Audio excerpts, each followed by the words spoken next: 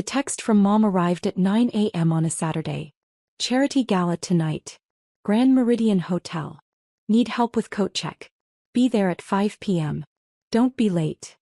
Not an invitation. A summons for labor. I stared at the message while sitting in my office at the California Education Excellence Foundation, the $2.1 billion organization I'd built from nothing over the past 8 years. My office had floor-to-ceiling windows overlooking downtown Los Angeles. My desk held 3 awards from the past month alone. And my mother wanted me to check coats. My assistant Jennifer knocked. Director Chin? The governor's office called. He wants to confirm your attendance at tonight's gala. I looked up. Which gala? The education fundraiser at the Grand Meridian. He's giving the keynote. Wants to personally thank you for the foundation's partnership on the literacy initiative. Of course. Mom's charity gala was the same event where Governor Martinez was announcing our joint $500 million literacy program. The program I'd spent 6 months designing. The program that would provide books and tutoring to 200,000 underserved children across California. Tell the governor's office I'll be there, I said. Jennifer hesitated. Are you okay? You look troubled. Just family stuff. Anything I can help with? Not unless you want to check coats at a charity gala. She laughed, thinking I was joking. I wasn't. I was born Amy Chin, second daughter to Richard and Susan Chin. My older sister Michelle was everything they wanted. Obedient, conventional, married to a dentist at 24, producing grandchildren on schedule. I was everything they feared. Opinionated, ambitious, unmarried at 36, childless by choice. Mom introduced Michelle as my successful daughter. Me she introduced as my other daughter, or sometimes just Amy. The pattern started early. Michelle got piano lessons. I got told that one child in lessons was enough. Michelle got a car for her 16th birthday. I got a lecture about earning my own money. Michelle's college was fully funded. I got loans and 3 part-time jobs. You're so independent, Mom would say, like it was a character trait instead of abandonment.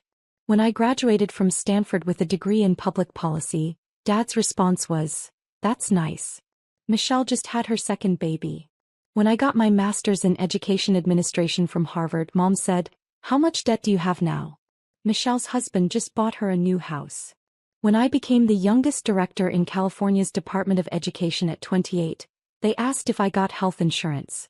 When I left to start the California Education Excellence Foundation with a $50 million grant from a tech billionaire, Mom said, "Nonprofits don't make real money.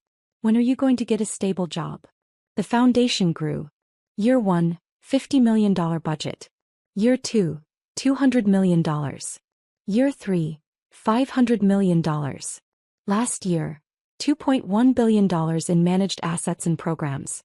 We funded 3,000 schools. Trained 15,000 teachers.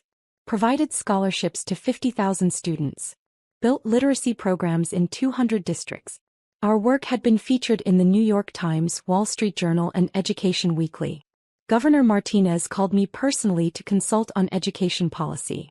The U.S. Secretary of Education had me on speed dial. I'd been named one of Forbes' 30 under 30 in education, then 40 under 40 nonprofit leaders. My mother's response to all of this, "That's nice." Michelle's oldest just made honor roll. Mom's charity work was her identity. She sat on the board of the Women's Philanthropic Society of Greater Los Angeles, a group of wealthy women who threw galas, took photos, and donated just enough money to get their names on plaques. Her proudest achievement was being named Volunteer of the Year, 3 years running.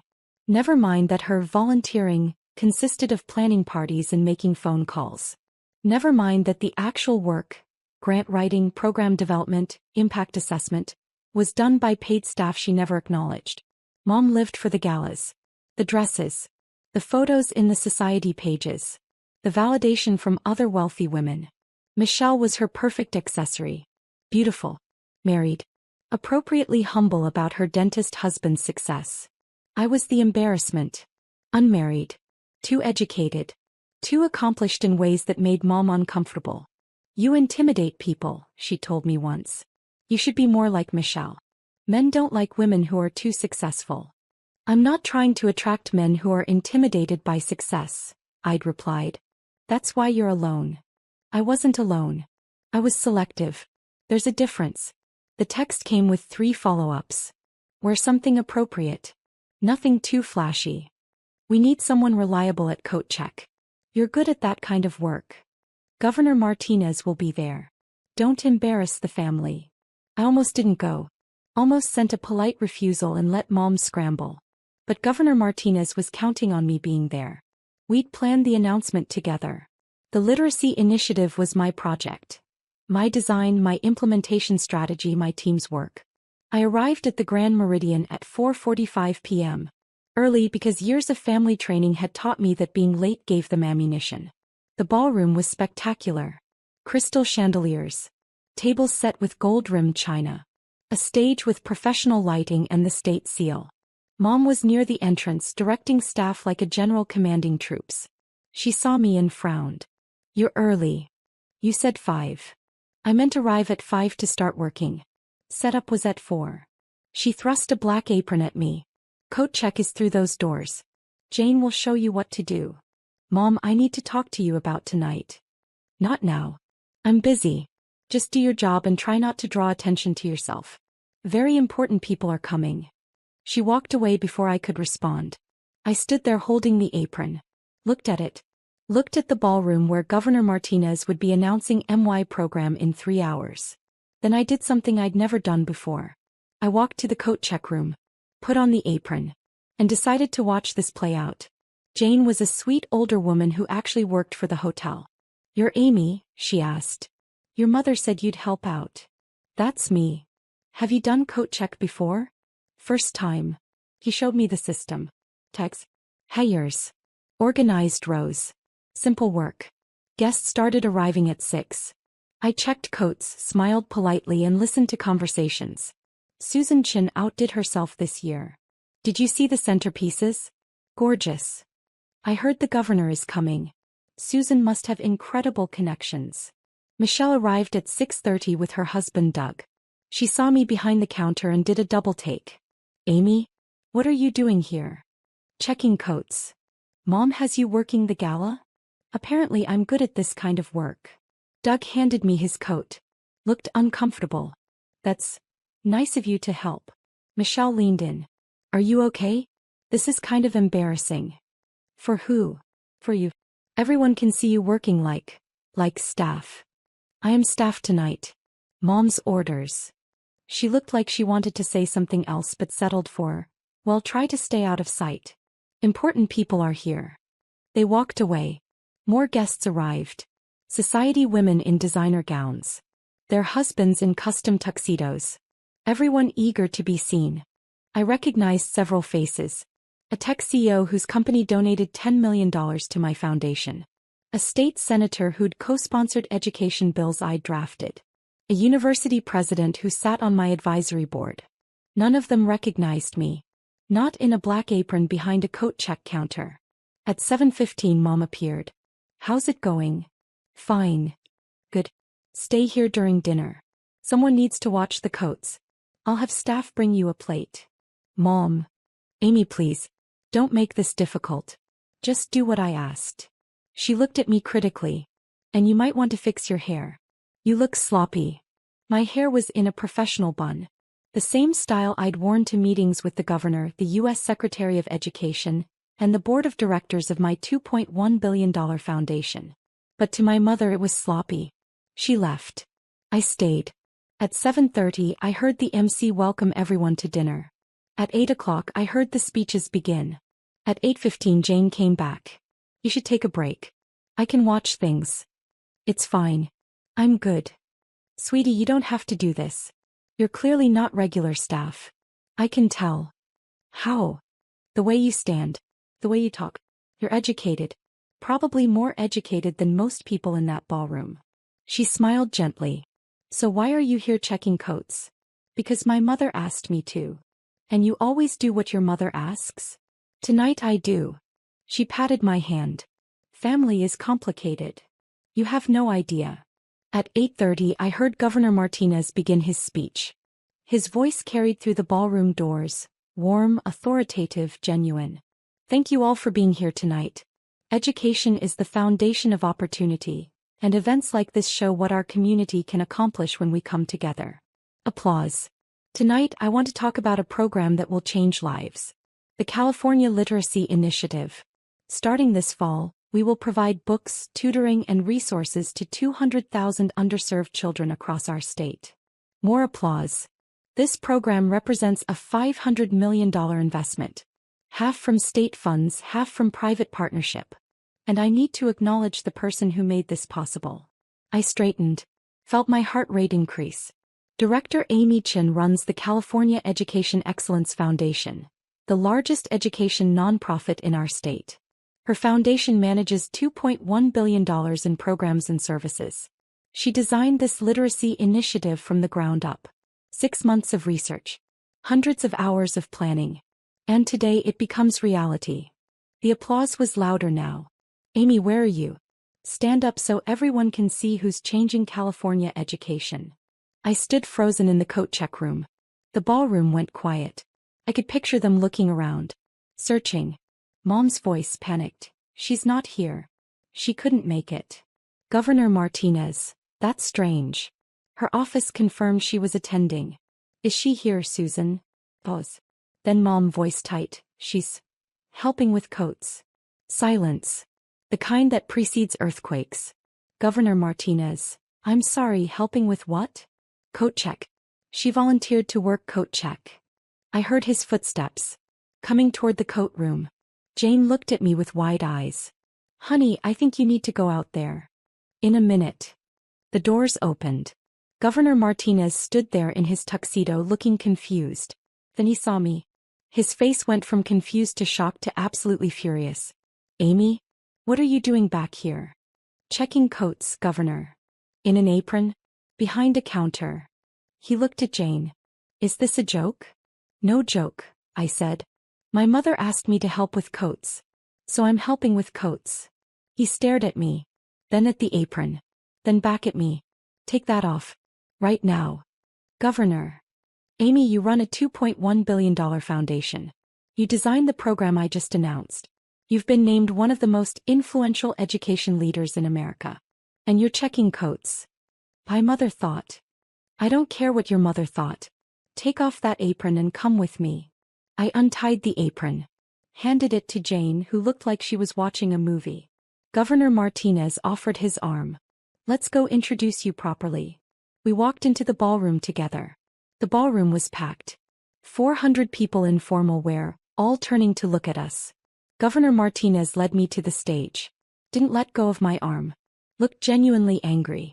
Ladies and gentlemen, I need to address something. When I asked Director Chin to stand, I was told she was helping with coat check. He paused for effect. Let me be very clear. Amy Chin is not staff. She is not a volunteer. She is the director of the California Education Excellence Foundation. She manages more money than most corporations. She impacts more lives than most elected officials. And she should never, ever be checking coats at an event celebrating work she accomplished. The silence was absolute.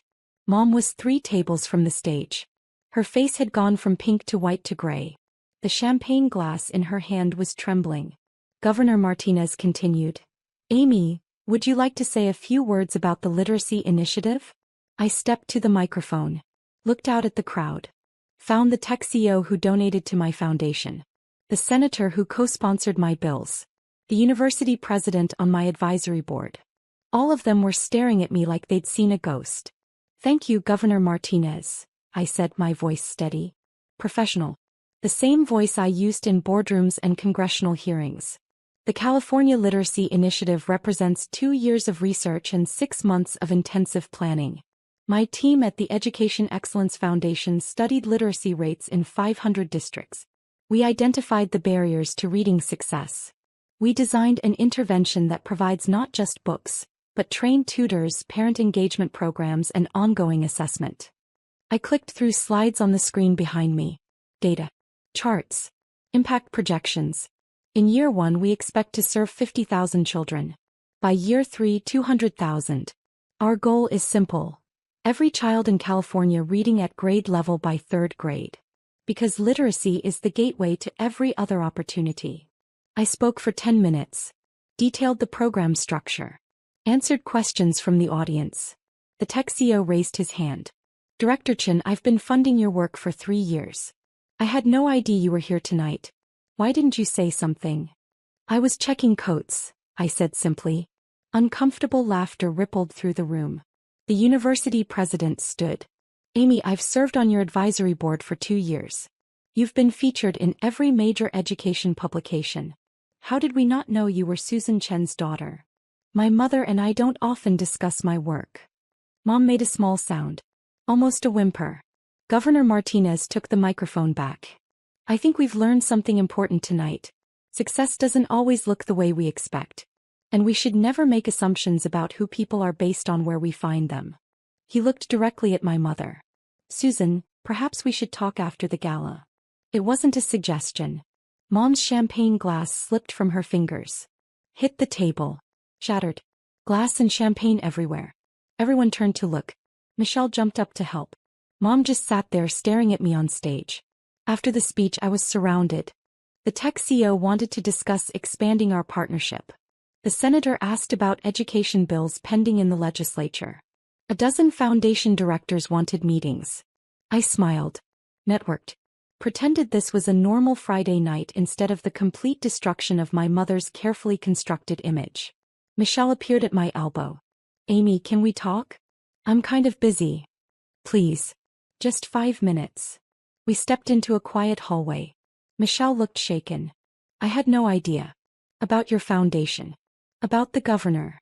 About any of it. I've told you. Multiple times. You never asked for details. You said you worked in education. I thought you meant like a teacher or an administrator. I run the largest education nonprofit in California. I've mentioned it at every family dinner for 8 years. But you never said it was worth billions. You never said you knew the governor. You made it sound small. I didn't make it sound like anything.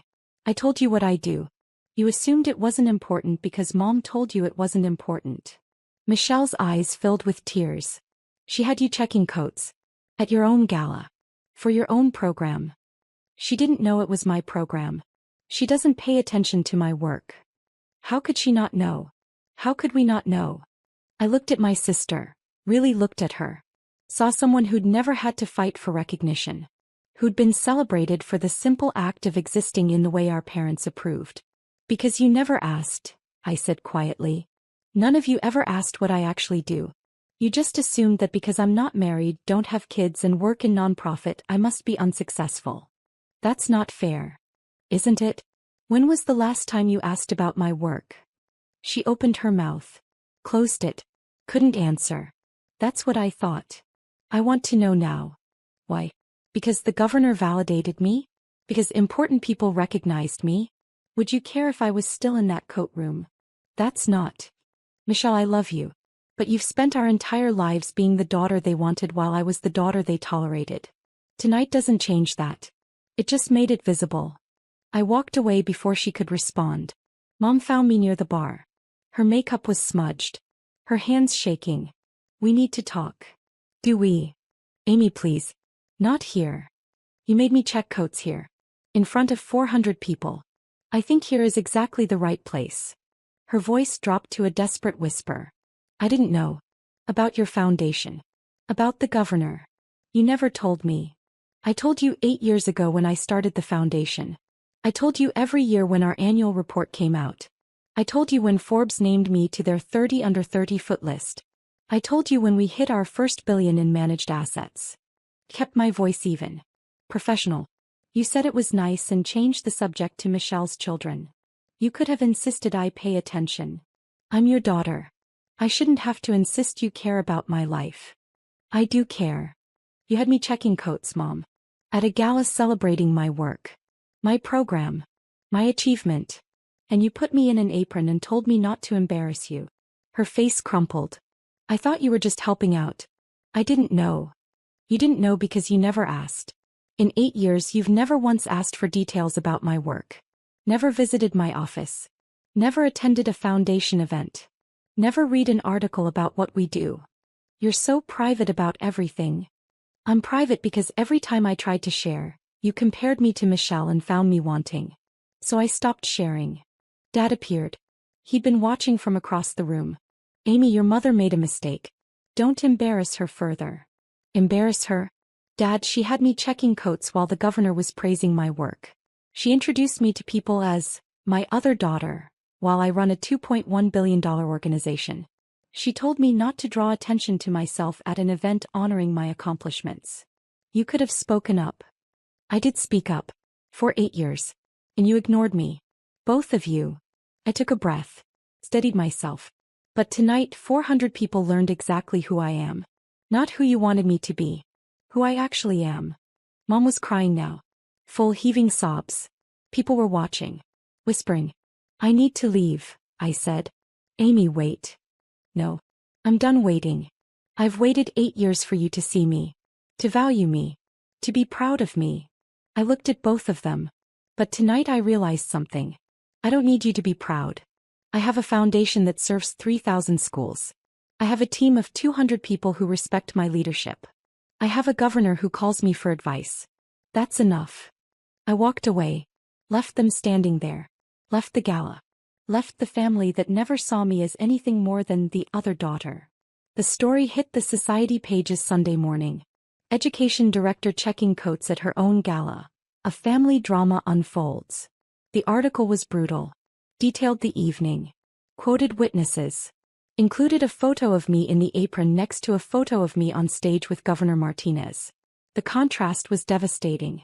By Monday morning my phone was ringing constantly. News outlets wanted interviews. Education journals wanted statements. The foundation's board of directors wanted to understand what happened. I ignored most of them. Called a staff meeting instead. Some of you may have seen the coverage from Friday's gala. I said to my team. I want you to hear the truth from me. My family didn't know what I do. They asked me to work coat check at an event celebrating our literacy initiative. The governor recognized me and corrected the situation. My deputy director, Sarah, raised her hand. Are you okay? Honestly, I'm relieved. I've been hiding who I am from my family because they made it clear they weren't interested. Now everyone knows. The hiding is over. What do you need from us? Asked Marcus, my communications director. Nothing. Keep doing the incredible work you do. This is a personal matter. It doesn't reflect on the foundation. Boss, Sarah said gently. It kind of does. You're the face of this organization. If people think your family doesn't respect you, then people will be seeing the truth. My family's opinion doesn't define my value. Our work does. The team applauded. After the meeting, Governor Martinez called. Amy, I owe you an apology. For what? For putting you on the spot Friday night. I was angry when I saw you in that coat room. I should have handled it more privately. You did exactly what needed to be done. My mother needed to see publicly what she refused to see privately. She called my office. 3 times. Wants me to issue a statement saying it was a misunderstanding. Was it a misunderstanding? No. She admitted she asked you to check coats. Said she didn't realize how successful you were. Tell her there's no statement coming. The truth is the truth. He was quiet for a moment. You know, I've worked with hundreds of nonprofit directors. Most of them desperate for recognition. For credit. You're the opposite. You do the work and don't care who knows. I care. I just don't need the validation from people who don't value me. Your parents. My sister. Anyone who judges success by conventional metrics instead of actual impact. Well, for what it's worth, you have my respect. And my support. Whatever you need for the foundation. Thank you, Governor. After we hung up, I sat in my office. Looked at the wall of awards. The photos with dignitaries and donors. The framed articles about our programs. None of it mattered to my family until it embarrassed them. And somehow that was freeing. Michelle showed up at my office Tuesday afternoon. Security called. Director Chin, you have a visitor. Michelle Chin. Says she's your sister. Send her up. Michelle looked nervous.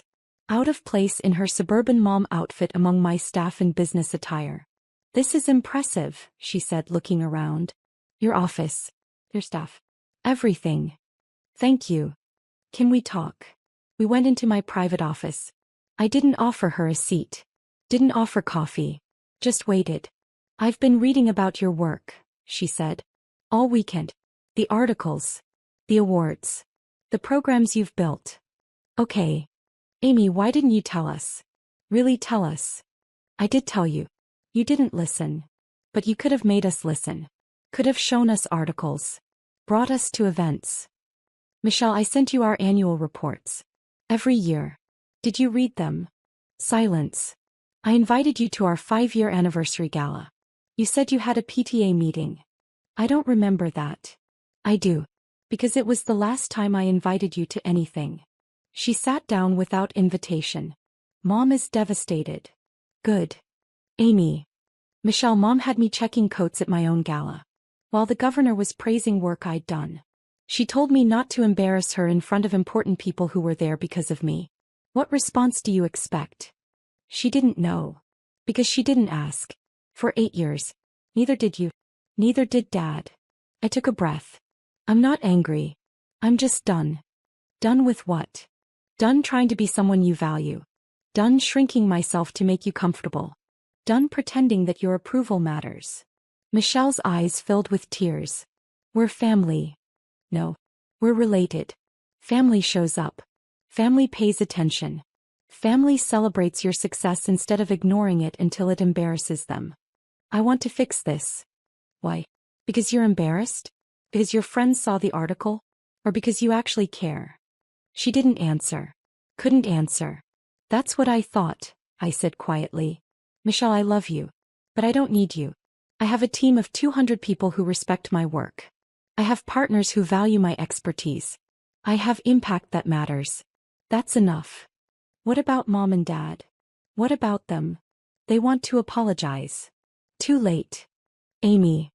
Michelle, go home. Take care of your kids. Live your life. But don't come here expecting me to absolve you or them. I'm not angry. I'm just indifferent. And that's worse. She left crying. I went back to work. Dad sent an email Wednesday. Subject, we need to talk. I deleted it. Mom sent flowers Thursday. Lilies and roses. The card read, I'm so sorry. Please call. I sent them to a children's hospital with a note. From the California Education Excellence Foundation. Friday they showed up at my office. Security called. Your parents are here. They don't have an appointment. Tell them I'm unavailable. They're insisting it's important. I sighed. Went to the lobby. They looked small. Diminished. Dad in his weekend casual clothes. Mom without her usual armor of designer outfits and perfect makeup. We need to talk, Dad said. I'm busy. Amy, please. Mom's voice cracked. Everyone is talking about us. About what we did. Our friends. The society women. Everyone knows. Yes. Everyone knows you had your daughter checking coats at her own gala. How embarrassing for you. It's not about embarrassment. Yes, it is, Mom. It's always been about embarrassment. I embarrass you by being unmarried. By working in nonprofit. By not giving you grandchildren. By being successful in ways you don't understand. Kept my voice level.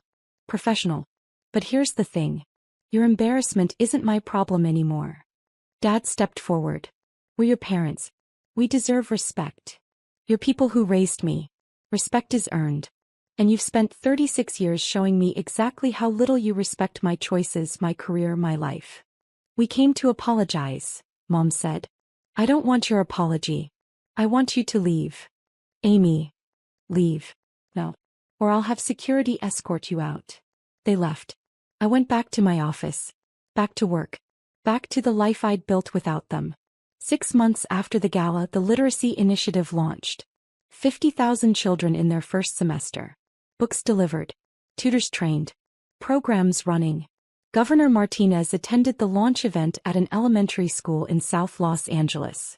This program represents the best of public-private partnership, he said to the assembled media. Director Chin and her foundation turned a $500 million investment into real impact. Real change. Real opportunity for children who deserve it. I watched third graders read books we'd provided. Saw their faces light up when they succeeded. This was what mattered. Not my mother's approval. Not my family's recognition. This. After the event, a reporter approached. Director Chin, there's been interest in the story from 6 months ago. About your family. Would you comment? No. Just a quick statement about. My family is private. My work is public. I only discuss the work. The story ran anyway.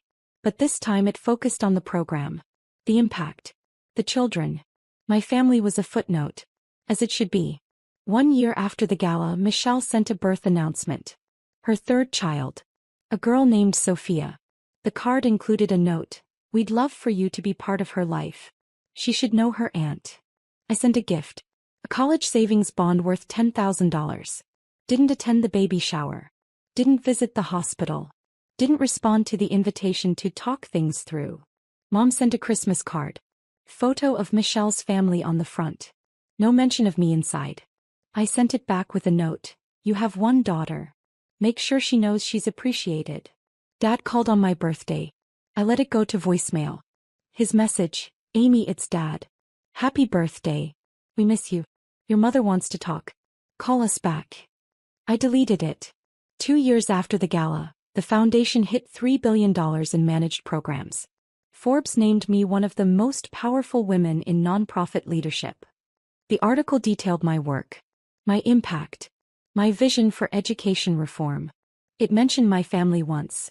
Chin prefers to keep her personal life private, focusing instead on the work that has transformed California's education landscape. Perfect. 3 years after the gala that changed everything, I testified before Congress on education funding. My testimony was carried on C-SPAN. The New York Times quoted my recommendations. The Secretary of Education called afterward to discuss implementation. I was having dinner with my team when my phone buzzed. A text from an unknown number. This is Michelle. I saw you on C-SPAN. I'm proud of you. I stared at it for a long moment. Sarah noticed. Everything okay? Just family stuff. The family that didn't recognize you? The same. What do you want to do? I deleted the text. Put my phone away. Nothing. I want to do nothing. Because they don't get to be proud now. They didn't earn that right. That's cold. That's honest. Marcus raised his glass. To Director Chin. Who built an empire without family support. Which makes it even more impressive. To Amy, the team echoed. We toasted. Laughed. Celebrated another successful quarter, another program launch, another year of impact. Later Sarah pulled me aside. Do you ever regret it? Cutting them off. No. Because I learned something important. You can't force people to see you. You can't make them value you. You can only build a life where their opinion doesn't matter. And you did. I did. That night I went home to my house in Pasadena. 3 bedrooms. An office with a view.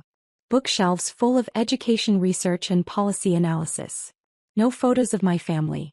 Just photos with my team, with Governor Martinez, with the teachers and students whose lives our programs touched.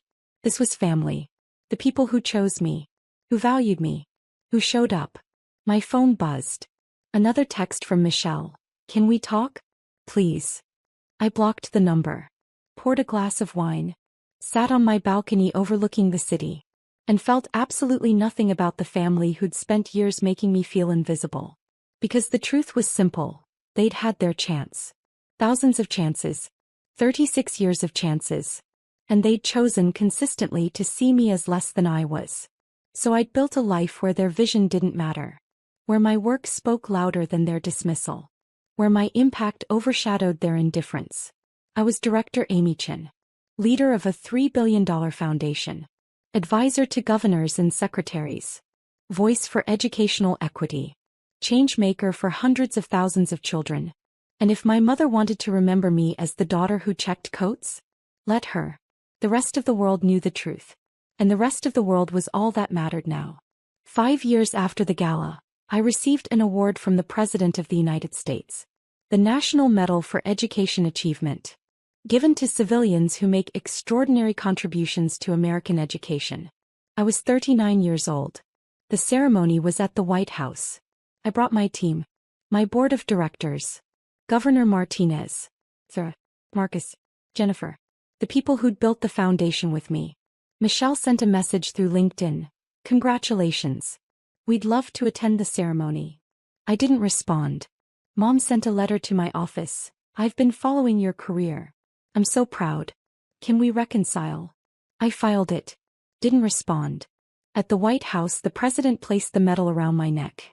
Director Chin has transformed education in America, she said. Her foundation serves over 1 million students annually. Her programs have been replicated in 43 states. Her vision for educational equity is reshaping how we think about opportunity. She represents the best of American innovation and compassion. The room applauded. Cameras flashed. I shook the president's hand. And somewhere in California my mother was probably watching. Finally seeing what I'd built. Finally understanding what she'd missed. Too late. Always too late. After the ceremony, Governor Martinez found me. Your family reached out to my office. Asked if I could help them reconnect with you. What did you say? I said you're an adult who makes her own decisions. And that some bridges once burned can't be rebuilt. Thank you. He studied me. Do you ever regret it? The complete cut-off. No. Because they had every opportunity to be part of this journey. They chose not to. I'm not obligated to let them celebrate the destination after they mocked the path. Fair enough. He smiled. For what it's worth, you've built something extraordinary. With or without them. That's the point, isn't it? It was always without them. They just didn't realize it until it was too late. That night my team celebrated at a restaurant near the White House. We toasted. Told stories. Planned the next 5 years of programs. Sarah raised her glass one final time. To Director Chin. Who proved that family is who shows up, not who shares your blood. To Amy, everyone echoed. I looked around the table.